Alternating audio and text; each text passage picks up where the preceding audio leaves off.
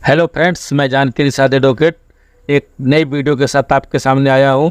आज ऐसी वीडियो लाया हूं कि आपका दिल खुश हो जाएगा। अगर आप शादी करना चाहते हैं तो ऐसे रिश्ते में शादी ना करें जहां पर आपका शापिंड का मामला हो, यानी ऐसा मामला हो जिसमें आपके रिश्ते के नज़दीक के रिश्ते आते हों। तो क्या आप जानते हैं कि किन रिश्तों में आप शादी नहीं कर सकते हैं? तो चलिए आगे दिखाते हैं। शापिंड का मामला होता है जहाँ पर आपके माता और पिता की पीढ़ी जोड़ी जाती है कि किस पीढ़ी में शादी नहीं की जा सकती है। चलिए दोस्तों, वीडियो को शुरू करते हैं। उसके पहले अगर आप चैनल पर नए चैनल को सब्सक्राइब कर लीजिए। दोस्तों, भारत में शादी करना मौलिक अधिकार होता है। कोई भी युवा अपनी पसंद से शादी कर सकता है। इसमें जाति धर्म का कोई बाधा नहीं होता है। लेकिन कुछ ऐसे रिश्ते होते हैं जिसमें शादी नहीं की जा सकती है, जिसे शापिंड रिलेशन कहते हैं। मौलिक अधिकार होने के बावजूद भी कपल इस रिश्तों में शादी नहीं कर सकते।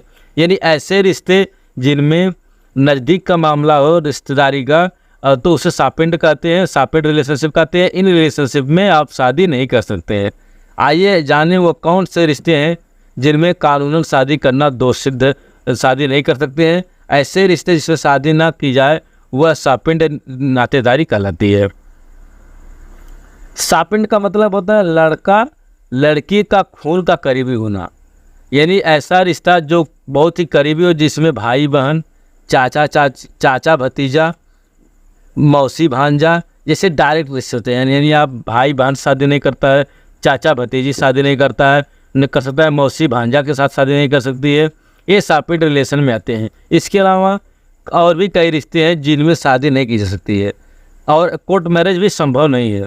शापिंड रिश्तेदारी को हिंदू मैरिज एक्ट के सेक्शन 155 के तहत विस्तृत वर्णन किया गया है।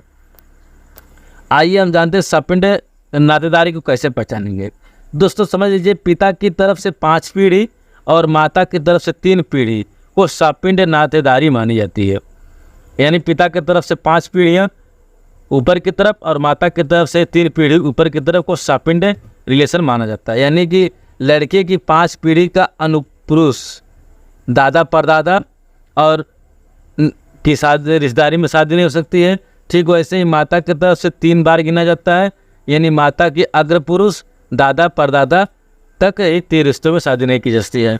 आप समझ लीजिए, इसे लड़के के पिता की 5 रिश्तेदारी, जैसे दादा परदादा और माता के मम्मी, उसके नाना नानी और उसके माता पिता, तो इसमें आप शादी नहीं कर सकते हैं। मान लीजिए जैसे ए की 5वीं पीढ़ी ई है और एक का कोई दूसरा बेटा भी है, तो ई का बेटा ई की बेटी से या पोती से शादी नहीं कर सकता है, क्योंकि ई 5वीं पीढ़ी है। ये के 5 पीढ़ी तक बच्चे आपस में शादी नहीं कर सकते। ये शापिंड रिश्तेदारी होती है। आप इसे इस तरह समझ सकते हैं, आप जिस लड़के या लड़की से शादी कर रहे हैं उसके आपके परदादा के परदादा एक नहीं होने चाहिए।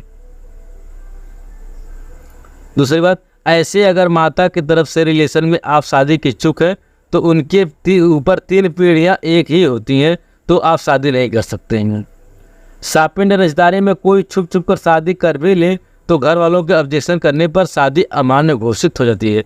यानी अगर शापिंड रिलेशन में कोई शादी कर भी लेता है तो वह अगर ऑब्जेक्शन उठाया जाएगा तो वो शादी अमान्य हो जाएगी। तो अगर आप भी दूर से किसी रिश्तेदार के यहाँ शादी का विचार कर रहे हैं तो जांच लें कि वो शापिंड रिश्तेदारी में है कि नहीं है। यदि नहीं है तो आप शादी ना करें, आपकी शादी नहीं हो सकती है और यह कानूनन अपराध भी होता है और परंपरा से भी खिलाफ होता है।